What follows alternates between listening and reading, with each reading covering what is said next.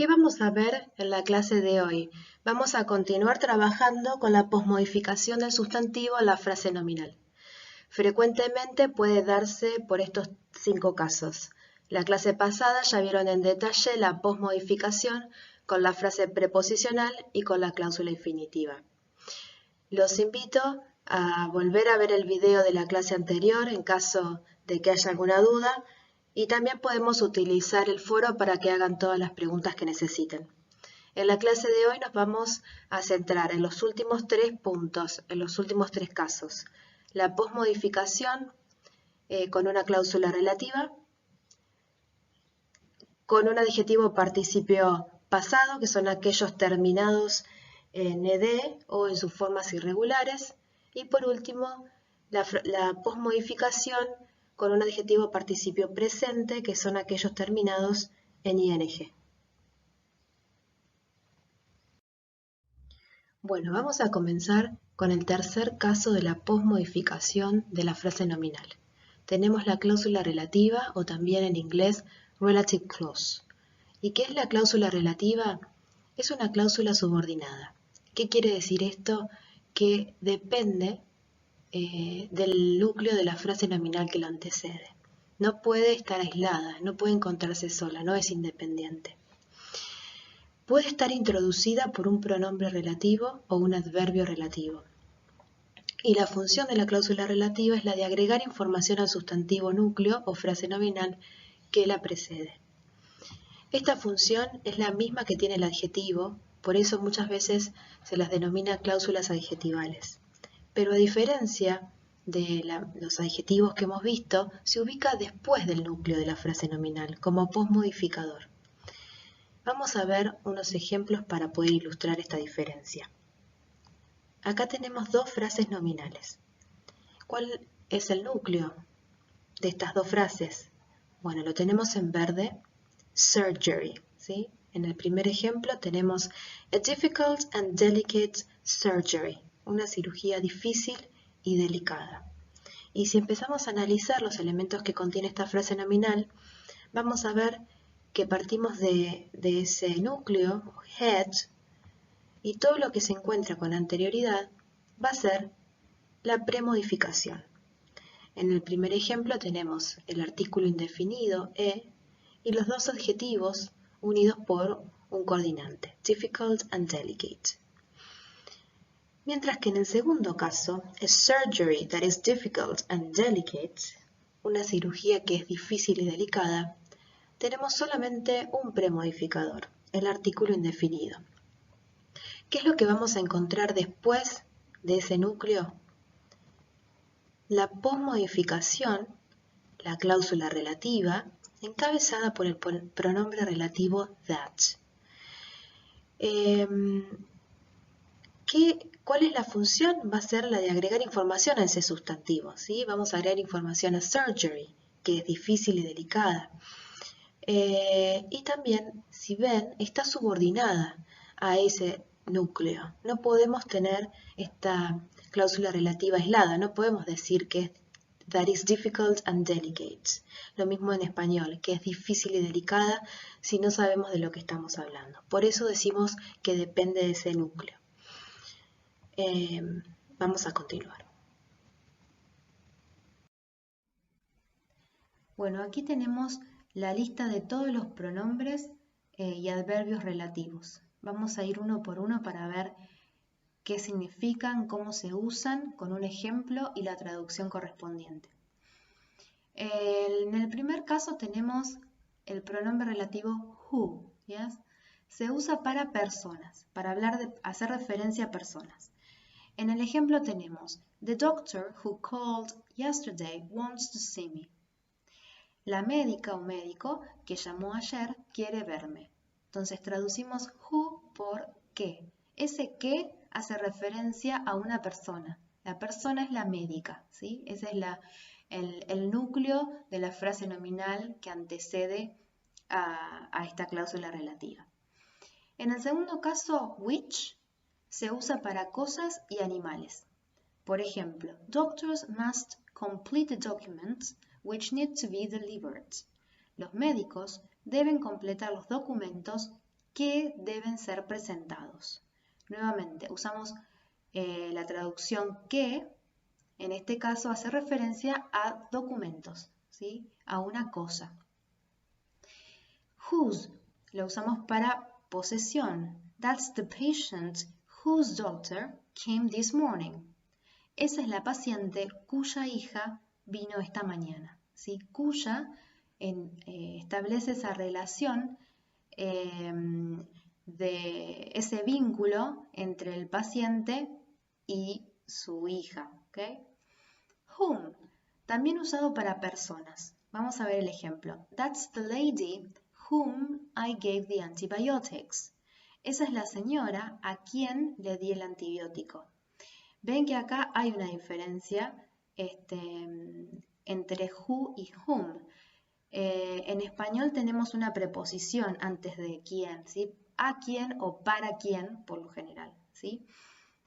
Pero ambas opciones hacen referencia a una persona. Después tenemos that, que se usa para personas, cosas y animales. Por ejemplo, I bought the medicine that I was prescribed. Compré el medicamento que me recetaron.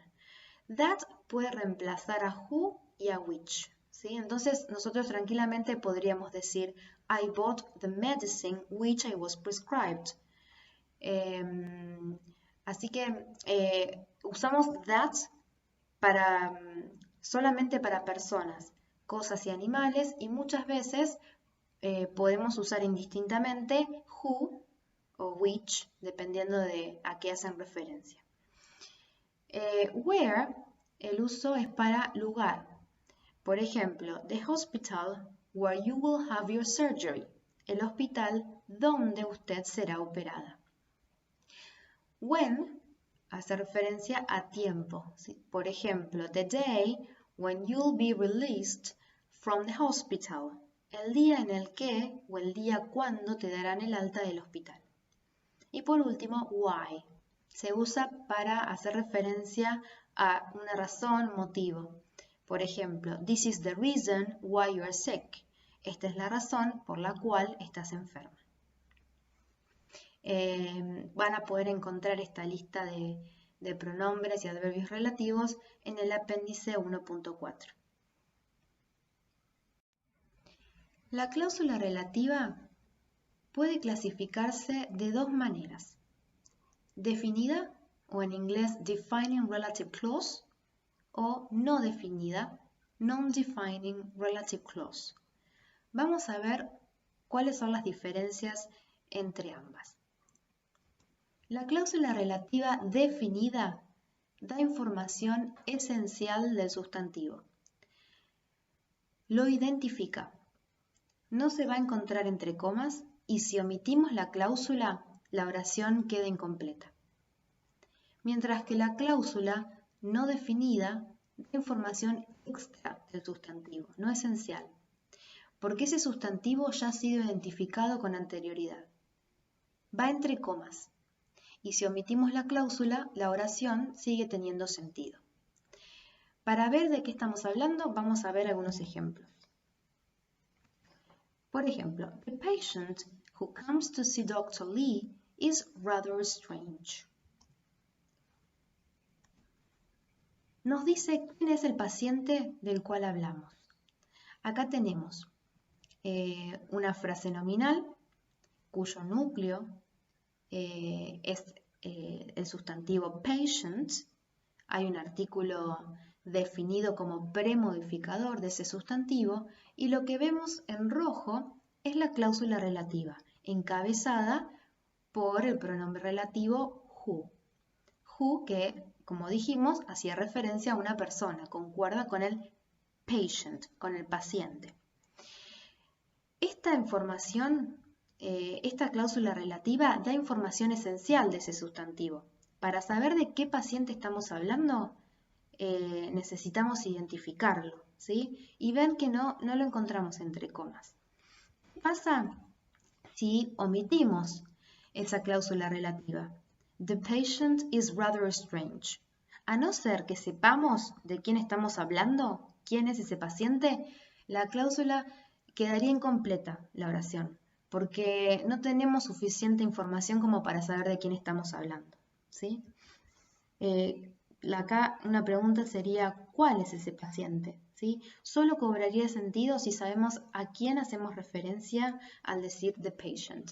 Pero si no lo sabemos, bueno, una manera es identificándolo a través de la cláusula relativa. The patient who comes to see Dr. Lee. El paciente que viene a ver a Dr. Lee y no que va a ver a otro doctor, por ejemplo.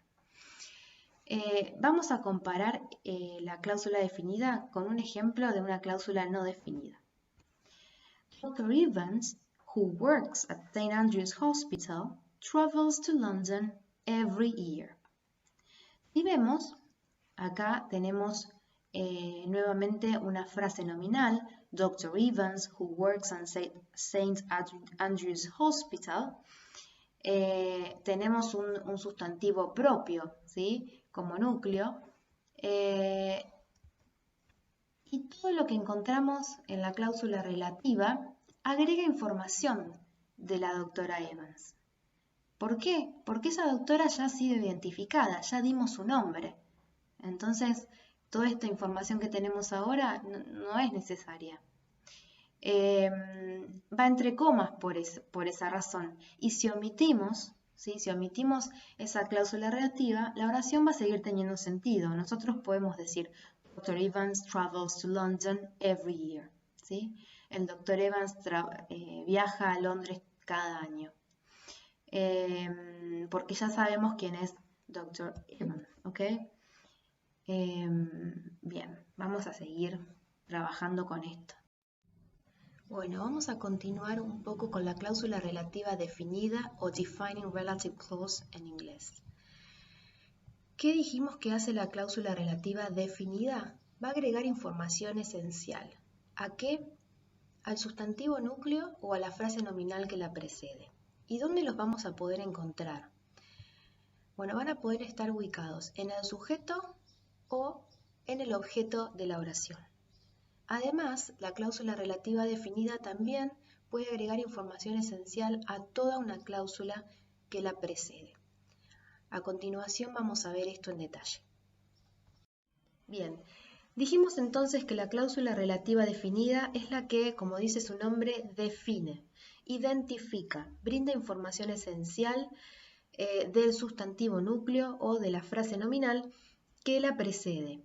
Y que ese sustantivo núcleo o frase nominal podía encontrarse tanto en el sujeto, the subject, como en el objeto, the object, de la oración. Vamos a ver algunos ejemplos para poder ilustrar la diferencia de ambos casos. Acá tenemos dos oraciones.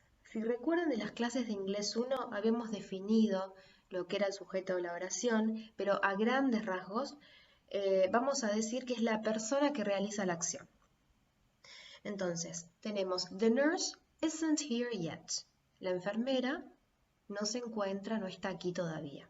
She found my passport. Ella encontró mi pasaporte. Si tuviésemos estas oraciones aisladas, sin ningún contexto, no tendríamos manera de definir, de saber quién es esta enfermera, ¿sí? Entonces, podríamos combinar estas oraciones, o sea, la segunda oración podría brindar información a la primera para poder lograr identificar a ese sujeto, a esa persona. Entonces, dijimos que lo que está subrayado es el sujeto, the subject. Vamos a ver cómo quedaría la oración combinada a través de una cláusula relativa definida. The nurse who found my passport isn't here yet. Tenemos un núcleo, que es un sustantivo, nurse, que tiene un premodificador, es un artículo definido de, y tiene un posmodificador, que es la cláusula relativa definida encabezada por este pronombre relativo who. Dijimos que who lo íbamos a usar cuando hiciéramos referencia a una persona, ¿sí? Bueno, en este caso la persona es la enfermera, the nurse, ¿sí? ¿Qué pasa? ¿Ven al unir ambas oraciones, estamos brindando información. Es esa enfermera que encontró mi pasaporte específica, esa, y no otra enfermera, sino la que encontró mi pasaporte no está aquí todavía. Vamos a ver otro ejemplo para ver cómo funciona la cláusula relativa definida cuando hace referencia al objeto de la oración.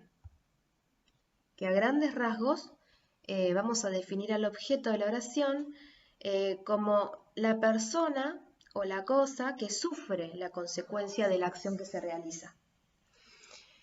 Entonces, acá tenemos dos oraciones. I talk to a nurse every morning. She isn't here. ¿Cuál es el sujeto de la primera oración? I talk to a nurse every morning. Si bien tenemos a dos personas en la oración, I and a nurse, la traducción sería, bueno, yo hablo con una enfermera cada mañana o todas las mañanas, hay dos personas en la oración, el sujeto va a ser el que realice la acción. I talk to. A nurse va a ser el sujeto, el objeto, va a ser la persona que sufre la consecuencia de la acción que hace de hablar, ¿ok? Y en la segunda oración, she isn't here, bueno, she sigue siendo información relacionada a ese objeto, por eso los puse subrayados. Vamos a ver, ahí tenemos la posición de objeto, ¿sí? Y vamos a ver cómo queda cuando lo combinamos. The nurse who I talk to every morning isn't here yet. Entonces, tenemos la oración The nurse who I talk to every morning isn't here yet. La enfermera con quien hablo todas las mañanas no está aquí todavía. ¿Cuál es el sujeto de la oración? Nuevamente están las dos personas. Bueno, I, ¿sí? Y vamos a tener esta cláusula relativa definida, encabezada por el pronombre relativo who, que va a hacer referencia a ese objeto que está, adelante, the nurse. Entonces, en ambos casos podemos reemplazar who por that. Yes, we can use that instead of who or which.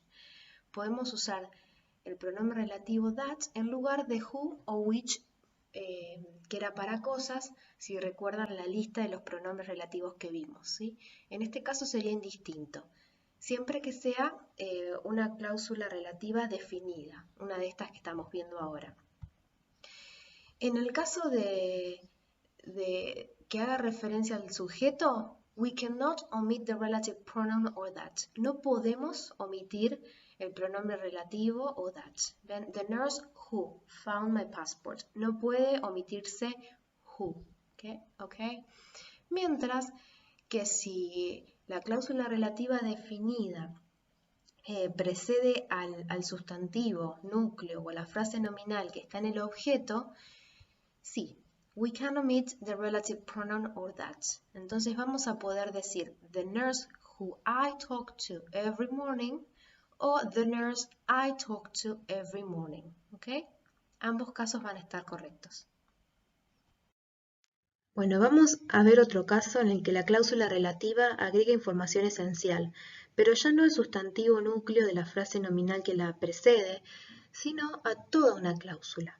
Vamos a partir del ejemplo Mr. Stevens smoked all weekend, which was very bad for his health. El señor Stevens fumó todo el fin de semana y esto fue muy malo para su salud. En negrita tenemos un pronombre relativo que encabeza esa cláusula relativa y que dijimos va a hacer referencia a cosas o animales. En este caso, la única cosa que podemos encontrar con anterioridad, que podríamos definir como una cosa, puede ser el fin de semana. que podría tomarse como algo a lo que se hace referencia. Ahora, mi pregunta es esta. What was bad for his health? All weekend or the fact that he smoked all weekend? ¿Qué fue malo para su salud? ¿Todo el fin de semana o el hecho de que fumó todo el fin de semana? Bien, la opción correcta es la segunda, no es solamente el fin de semana. Por eso decimos que en este caso la cláusula relativa va a hacer referencia a toda una cláusula y no solamente a una frase nominal, ¿sí? Which va a hacer referencia a Mr. Stevens smoked all weekend. Bueno, vamos a continuar trabajando en este caso con la cláusula reducida. ¿Qué es la cláusula reducida? Es una cláusula en donde hay elementos que podemos omitir sin variar el significado de la oración. Aquí van a entrar los últimos dos casos que mencioné al principio de la clase. Vamos a empezar a trabajar con el caso número 4 que llamamos el adjetivo participio pasado. Lo podemos encontrar a continuación de un sustantivo como posmodificador. Completa el significado de la frase nominal. La terminación de este adjetivo participio va a ser de ed en su forma regular y a veces también tenemos adjetivos participios irregulares que los vamos a poder encontrar en la tercera columna de la lista de verbos muy famosa para aquellos que han estudiado alguna vez inglés. Si no lo conocemos, nosotros vamos a trabajar en detalle a continuación, luego en esta clase. ¿Cuál es la traducción en español de los adjetivos participios? Bueno, son todos aquellos terminados en ado, ido o ada, ida. Vamos a ver un ejemplo que encontramos en la página 20 del módulo para poder ver cómo lo podemos poner en práctica. Tenemos dos oraciones. The research published on that journal received lots of criticism. La investigación publicada en esa revista recibió un montón de críticas. O the research that was published on that journal received lots of criticism. La investigación que fue publicada en esa revista recibió un montón de críticas. Vamos a detenernos primero unos segundos para ubicar el sustantivo núcleo de la frase nominal que tenemos. Aquí está, research. ¿Sí? Research va a ser el núcleo o head de esa frase nominal. Lo que lo antecede, que es el artículo definido de, va a ser la premodificación. Vamos a detenernos en la posmodificación, lo que tenemos después de ese núcleo. ¿Yes? Y vemos una diferencia. En el primer ejemplo vamos a tener la cláusula reducida encabezada por el participio pasado, published, y en la segunda oración vamos a tener una cláusula relativa encabezada por el pronombre relativo that. ¿Sí? Entonces, el segundo ejemplo es lo que hemos visto hasta ahora, es la cláusula relativa. Si omitimos estos elementos, vamos a tener el primer ejemplo, la cláusula reducida. Vemos que la incorporación o la omisión de estos elementos va a determinar si la cláusula relativa va a estar completa o si vamos a tener una cláusula reducida como en el primer ejemplo. ¿Sí? Entonces, en el primer ejemplo vamos a ver, como dijimos en la descripción del adjetivo participio pasado, que está precedido ese adjetivo participio, published, por ese sustantivo y esa frase nominal, the research, que con research como sustantivo núcleo, y published on that journal va a completar el significado de esa frase nominal. Va a estar en este caso terminado por ed, entonces decimos que es que es regular, que es un adjetivo participio regular, published. Y si lo tenemos que traducir al español va a ser una investigación publicada, ¿sí? La terminación ada. Bueno, vamos a analizar unos ejemplos para ver cómo funcionan estos casos. Partamos de una oración que contiene una cláusula relativa para poder ver cómo a través de la omisión de determinados elementos vamos a poder llegar a la cláusula reducida. Vamos a leer esta oración. The gastrointestinal tract, which is known as alimentary canal, starts in the mouth. El tracto gastrointestinal, que es conocido como el canal alimentario, comienza en la boca. Lo primero que tenemos que hacer es identificar la frase nominal. Acá la tenemos. Y a partir de la identificación de esta frase nominal, vamos a tratar de detectar los distintos elementos que la componen, ¿sí? Podemos tratar de ubicar el núcleo de esa frase nominal y determinar luego los pre y post modificadores. Una manera de identificar ese núcleo puede ser, bueno, viendo todos los sustantivos que encontramos en esta frase nominal. Y otro tip que les voy a dar, especialmente ahora que ya tenemos el conocimiento de lo que es una cláusula relativa, es ubicar dónde comienza la posmodificación, dónde está la palabra clave que encabeza esa posmodificación. En este caso vamos a tener la palabra which, que dijimos que era el pronombre relativo que encabeza la cláusula relativa, ¿sí? Que es parte de esa posmodificación. Y ese pronombre relativo dijimos que hace referencia a cosas u objetos, ¿sí? En este caso hace referencia al tracto, ¿ok? Ese tracto, lo que tenemos con anterioridad, va a ser del núcleo de esta frase nominal, the head.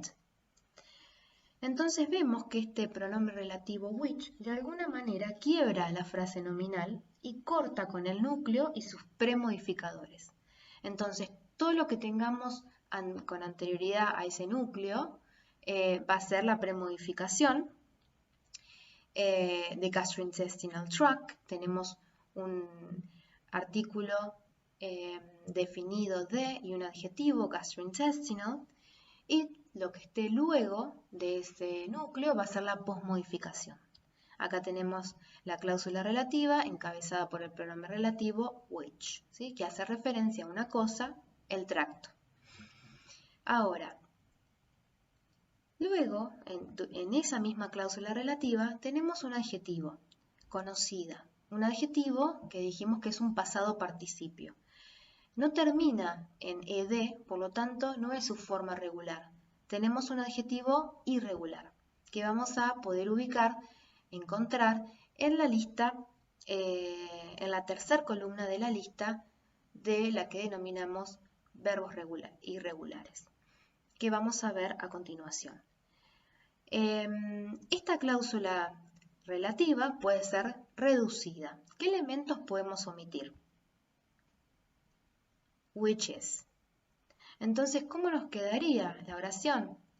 The gastrointestinal tract, known as alimentary canal, starts in the mouth. Y acá tenemos el caso número 4, ¿sí?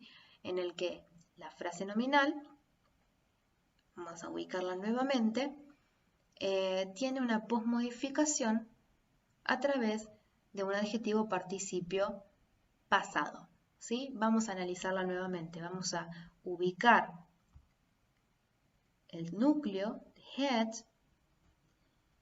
¿yes? Lo que está con anterioridad dijimos que era la premodificación y lo que viene después es la posmodificación. En este caso encabezada por el pasado participio, que sigue siendo irregular. Acá en el apéndice 1.3, que van a poder encontrar en la página 25, van a tener una lista de verbos.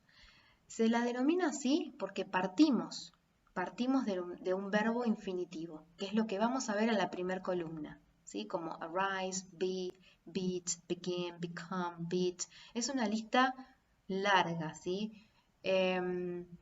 Lo que tenemos en la segunda columna es su forma en pasado. Es la forma conjugada de ese verbo en pasado, que la vamos a ver en clases posteriores y más adelante. Nosotros nos tenemos que focalizar en esta tercer columna, que se denomina past participle, pasado participio. Estas van a ser las formas que en español van a estar terminadas en ado, ada o ido, ida, ¿sí? Pero que en inglés van a tener una forma irregular, que las vamos a de alguna manera tener que aprender a través de esta lista con alguna ayuda a memoria, porque la forma cambia. A la derecha del pasado participio tenemos la última columna con la traducción correspondiente. Entonces, si partimos de la traducción del verbo surgir, el pasado participio va a ser surgido, surgida, ¿sí? Ser, sido, golpear, golpeada, golpeado, comenzar, comenzado, comenzada. ¿Sí? Vamos a jugar con esas terminaciones en español. Acá lo que pueden observar es un extracto de la lista completa. ¿Sí? Para ver el resto de los verbos pueden consultar el apéndice. Bueno, y vamos a continuar con el último caso, el caso número 5, que mencionamos al principio de la clase, como ejemplo de posmodificador, el adjetivo participio presente. Estos adjetivos pueden encontrarse a continuación de un sustantivo, por eso son posmodificadores, completan el significado de la frase nominal y la oración puede ser ampliada. ¿Qué quiere decir? Que una oración que contenga este adjetivo participio presente proviene de una versión con una cláusula relativa. Visto desde la otra perspectiva, desde una perspectiva inversa, podemos decir que una cláusula relativa puede ser reducida a través de un adjetivo participio presente y el significado no va a variar. Las terminaciones de estos adjetivos van a ser con ing y en español no tenemos correspondencia. Vamos a ver los ejemplos que propone el módulo. Analiza los siguientes ejemplos. ¿Cómo podrías expresar la siguiente oración utilizando el participio presente? Serious fungal infections which include meningitis must be treated quickly and correctly. Las micosis graves, como la meningitis, deben tratarse de manera rápida y correcta. En el segundo ejemplo tenemos la misma idea. Recuerden que vamos a partir de una cláusula relativa completa para reducirla a una oración con un adjetivo participio presente. ¿Cómo podemos llegar a ese adjetivo participio presente? Bueno, en principio tenemos que omitir determinados elementos. ¿Qué elementos? El pronombre relativo which. Y partiendo de ese verbo que tenemos, vamos a crear ese adjetivo participio presente, que dijimos que tenía la terminación ing. Entonces, ¿qué vamos a hacer? Agregar, ¿sí? Así nos va a quedar la oración con el adjetivo participio presente. Serious fungal infections, including meningitis, must be treated quickly and correctly. La traducción sería la misma que para el primer caso. Ahora vamos a analizarla en términos gramaticales. Vamos a ubicar el núcleo. ¿Cuál es el núcleo de esta oración? Si tenemos en cuenta la primera oración, dijimos que ese pronombre relativo que va a encabezar la cláusula relativa, que es la posmodificación, de alguna manera lo que hace es quebrar esa frase nominal en dos y cortar el núcleo y sus premodificadores, separarlo de esta posmodificación. Entonces el núcleo va a ser infections. Ese es el sustantivo head, núcleo de esta frase nominal. La frase nominal tiene dos premodificadores, serious and fungal. Dos adjetivos en inglés. Y lo que tenemos después de ese núcleo como dijimos, va a ser la posmodificación. En este último ejemplo va a ser la posmodificación encabezada por el presente participio. Bueno, vamos a analizar las siguientes frases nominales para ver cómo funciona el adjetivo participio presente. Partamos, como en el caso anterior, de una cláusula relativa y a través de la omisión de determinados elementos vamos a llegar a esta otra cláusula reducida con el adjetivo participio presente. En el primer ejemplo tenemos a thin fibrous sac that encloses the heart. Un saco fibroso y delgado que envuelve el corazón. Acá tenemos como una definición del pericardio.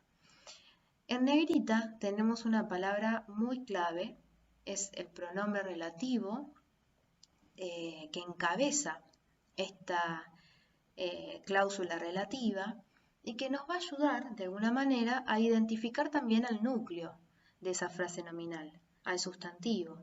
¿Por qué?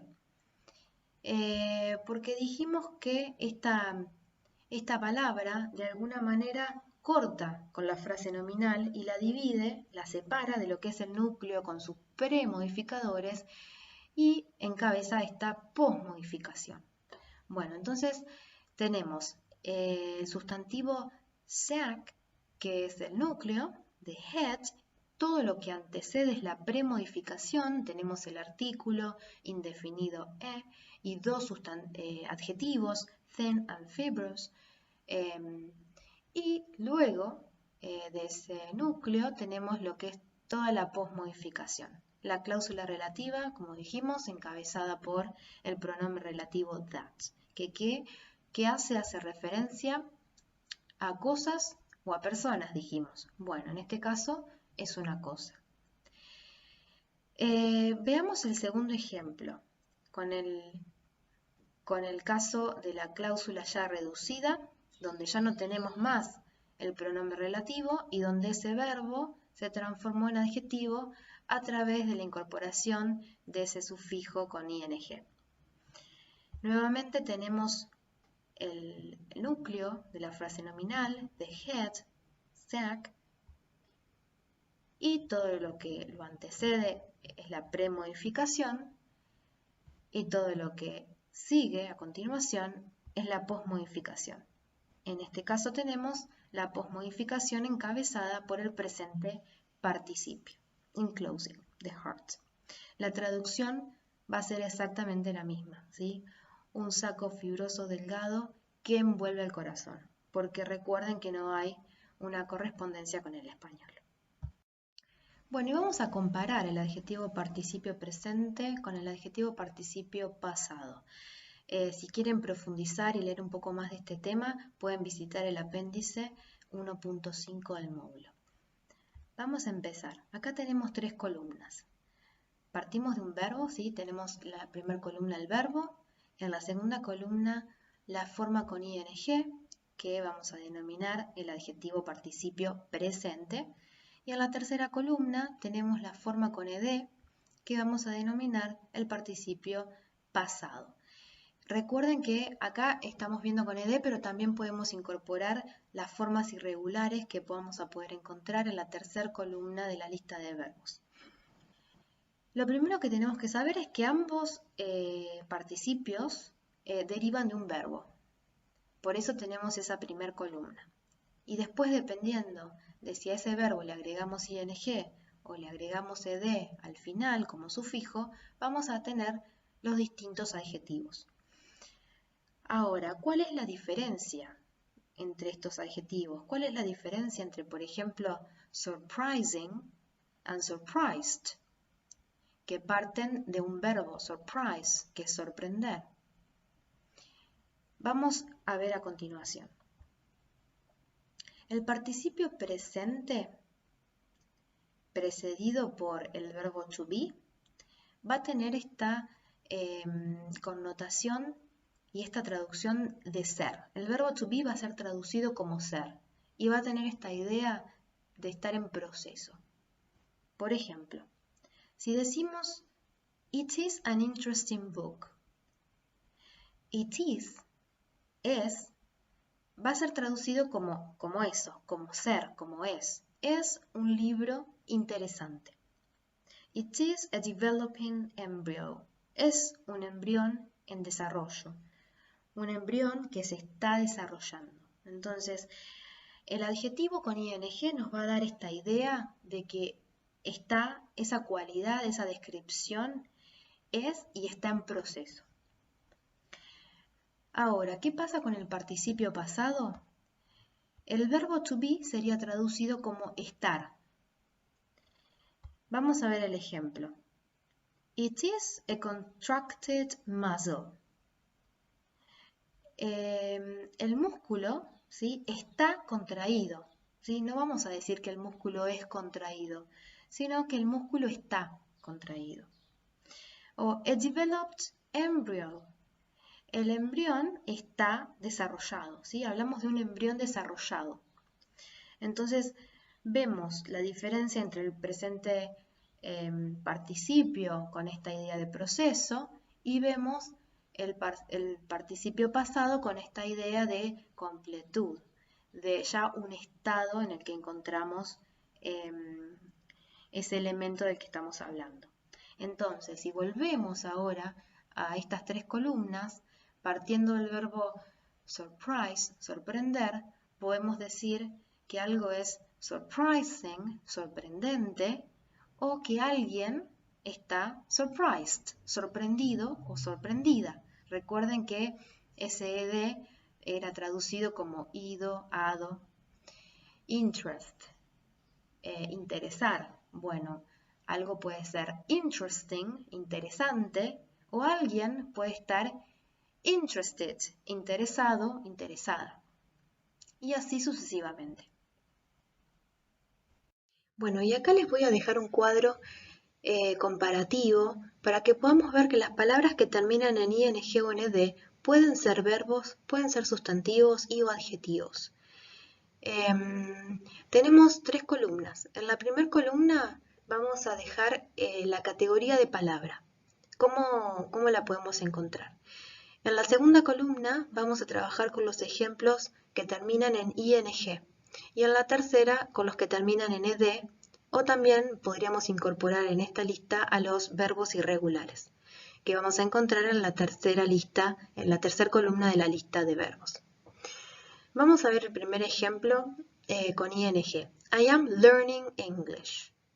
Estoy aprendiendo inglés. En este ejemplo, esta palabra que termina con ing es un verbo, ¿sí? I am learning, estoy aprendiendo. En castellano va a tener la traducción ando, endo. Como adjetivo, tenemos dos posibilidades. Que la palabra con ing se encuentre antes del sustantivo, before the noun, como en el primer ejemplo, I read an interesting paper.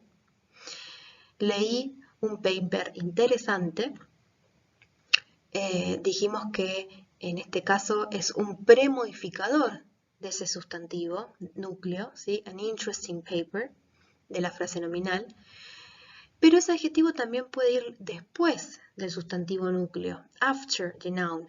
Por ejemplo, the paper talking about fungal infections is. El paper que habla sobre las micosis es. Vemos la palabra talking y nos parece un verbo, pero como vimos anteriormente, ese verbo es parte de una cláusula reducida, se le agregó ing, entonces funciona como un adjetivo presente participio, ¿sí? En el tercer caso, learning English is good for your career. Aprender inglés es bueno para tu carrera. Tenemos en el comienzo de la oración, en la posición de sujeto, learning, aprender.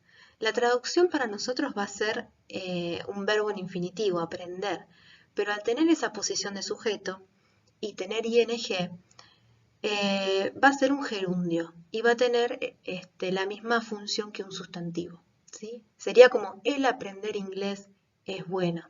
Y responde esta pregunta, ¿qué es bueno para tu carrera? Esto, esta cosa, ¿qué es esta cosa? Aprender inglés. Esa pregunta nos puede ayudar a identificar el gerundio.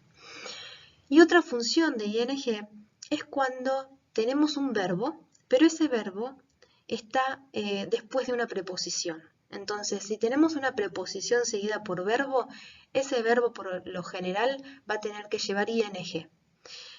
Por ejemplo, what is your opinion about learning English? ¿Cuál es tu opinión sobre aprender inglés? Ven que la traducción sigue siendo un infinitivo, pero como tenemos la preposición about antes de ese verbo learn, por regla en inglés agregamos ing. Ahora, en el caso de la tercera columna vamos a tener menos casos, ¿sí? Tenemos el primer ejemplo como verbo. I learned, o la misma traducción, la misma pronunciación, perdón, I learned how to ride a bike when I was 7. Aprendí a andar en bicicleta cuando tenía 7.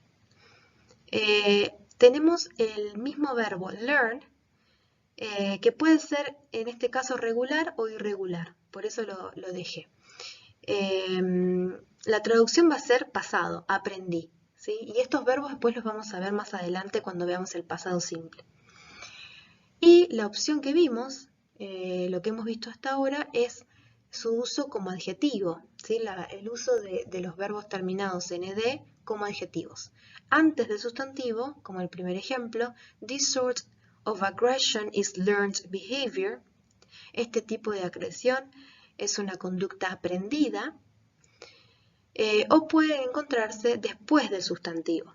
Por ejemplo, this sort of aggressive behavior learned in society. Este tipo de conducta agresiva aprendida en la sociedad. No tenemos gerundios que terminan en ed, y tampoco usamos la forma con ed luego de una preposición. Y en la página 22 tenemos la práctica. El punto número 1 dice identify the type of post modifier in the following sentences. Write PP, prepositional phrase, or PA, participle adjective. ¿Qué vamos a tener que hacer? Identificar el tipo de post modificación. Acá tenemos algunas preguntas que nos podemos hacer durante el análisis. ¿Cuál es el núcleo? ¿Hay premodificación? ¿Hay postmodificación? ¿De qué tipo? Es interesante tal vez partir de la postmodificación, viendo esas palabritas claves que nos van a ayudar a identificar en qué lugar comienza la postmodificación, qué palabras encabezan esa postmodificación, porque como dijimos, estas palabras claves de alguna manera vienen a quebrar esta frase nominal, cortan con lo que es el núcleo y lo que es la premodificación. Entonces sabemos que inmediatamente con anterioridad, por lo general vamos a encontrar el núcleo, ¿sí? Vamos a ver el ejemplo que tenemos. Cells are the smallest structural units in the body. Las células son las unidades estructurales más pequeñas en el cuerpo. Bueno, ¿tenemos alguna de estas palabras claves que pueda llegar a quebrar, a cortar con este núcleo y los premodificadores? Otra pregunta interesante es, ¿cuáles son los sustantivos de esta oración? Tenemos, por ejemplo, el sustantivo cells, tenemos el sustantivo units, tenemos el sustantivo body.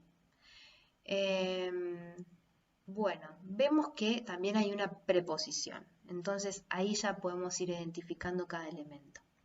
Entonces, partiendo de esta frase nominal, noun phrase, vamos a encontrar el núcleo, sustantivo, yes, the head, units, y ya una vez identificado el núcleo vamos a poder encontrar la premodificación.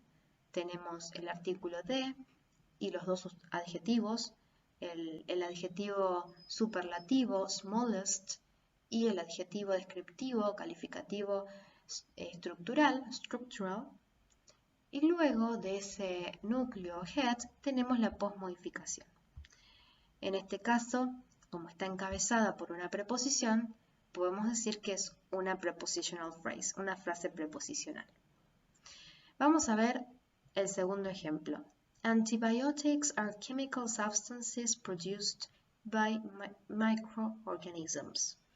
Los antibióticos son sustancias químicas producidas por microorganismos.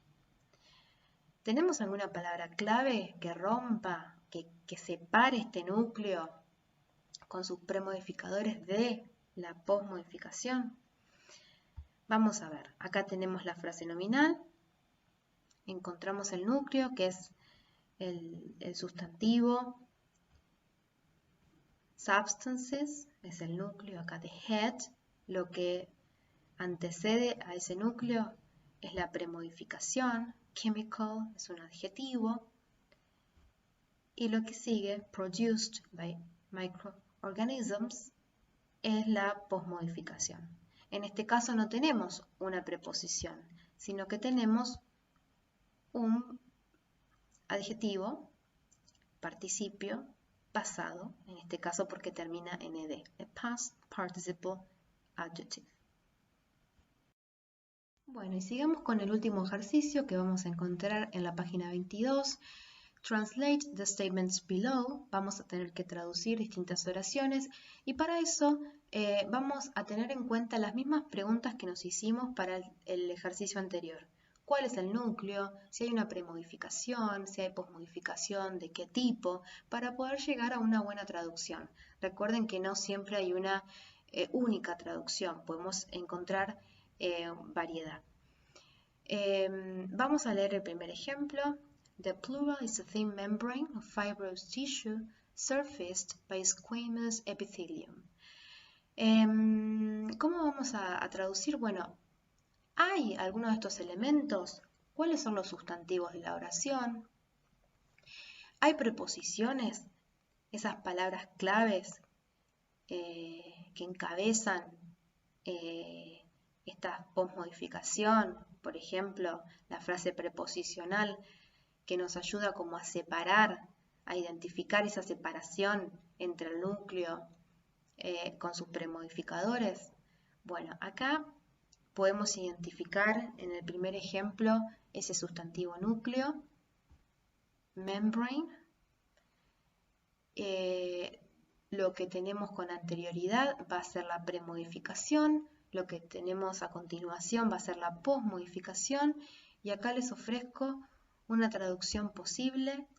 La pleura es una membrana delgada de tejido fibroso recubierta por epitelio escamoso. Lo mismo vamos a hacer en el segundo ejemplo, ¿sí? Vamos a tratar de ubicar ese núcleo. También nos vamos a hacer las mismas preguntas. ¿Encontramos algún adjetivo de los que vimos? ¿Participios? ¿O encontramos alguna preposición que nos ayude a ver en qué momento se separa ese núcleo con sus premodificadores de la posmodificación? Bueno, acá, vessels, ¿sí? Veins are white blood vessels with some muscle tissues in their walls. Vessel va a ser el núcleo de esta frase nominal y vamos a ver una posible traducción. Las venas son vasos sanguíneos grandes cuyas paredes son de tejido muscular. Bueno, acá les dejo un gráfico para que puedan visualizar todo lo que hemos visto hasta ahora.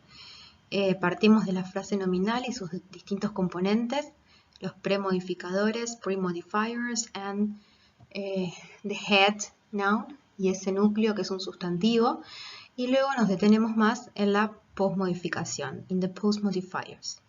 En la clase anterior vieron el caso número 1 y 2, PP o prepositional phrase, la frase preposicional, y to infinitive, la frase con infinitivo. Y nosotros en esta clase nos detuvimos más en el tercer caso, relative clause, que siempre la vamos a encontrar con un pronombre o un adverbio relativo y que se puede clasificar de dos maneras. Las que dijimos que son defining, because they identify that head, las que son definidas porque identifican ese núcleo, esa frase nominal que la antecede, and non-defining, because they give extra information, y las que no son definidas porque dan información extra.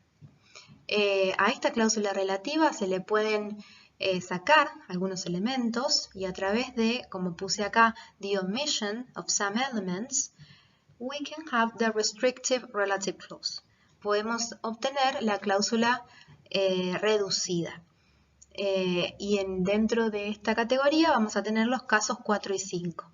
La cláusula reducida a través de un past participle adjective, un adjetivo participio en pasado, que son aquellos terminados en ed en su forma regular o a veces cambian en su forma irregular, entonces tenemos que focalizarnos en la lista de verbos de la tercera columna.